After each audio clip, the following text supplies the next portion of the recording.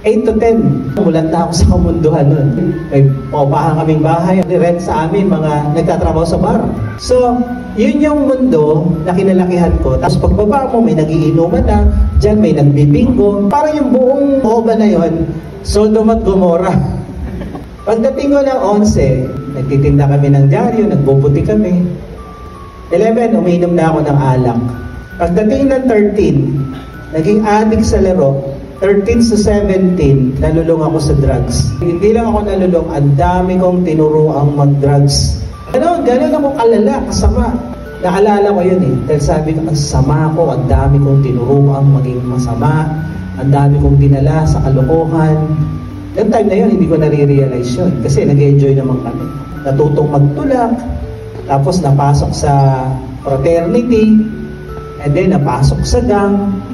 And then, pag may riot dyan sa JP Rizal, sa Project 4, kadalasan nandun ako.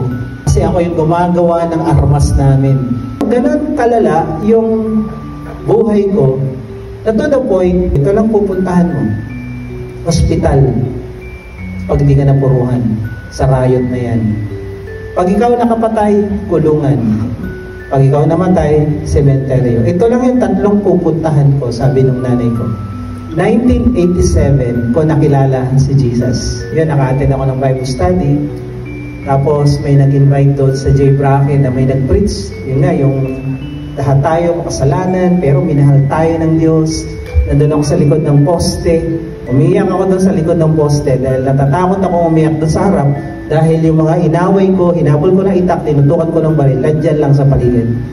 So umiyak ako doon, tinatanggap ko si Jesus sa puso ko bilang Panginoon. Itong ganitong klaseng buhay na walang pag-asa, walang kwenta, nang sabi sementeryo, kulungan, hospital ang mapupunta.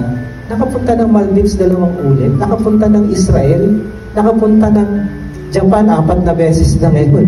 Paano nangyari yun?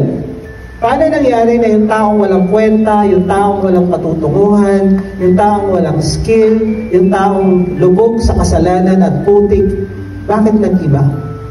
Bakit nagkaroon ng pagbabago? Bakit naging iba yung takbo? Alam mo kung bakit? Dahil sa pagmamahal ng Diyos. Kung wala yung pagmamahal ng Diyos, wala tayo rito, wala ako dito. Na-realize ko ngayon, sabi ko, tagal na ako ni Lord hinahabol. Takas lang ako ng takas. We live only once. Isang beses lang tayo dadaan dito, ayusin mo na buhay mo. Give your best shot. Wala lang pag-asa ang isang tao pag hindi lumapit sa Diyos. Amen?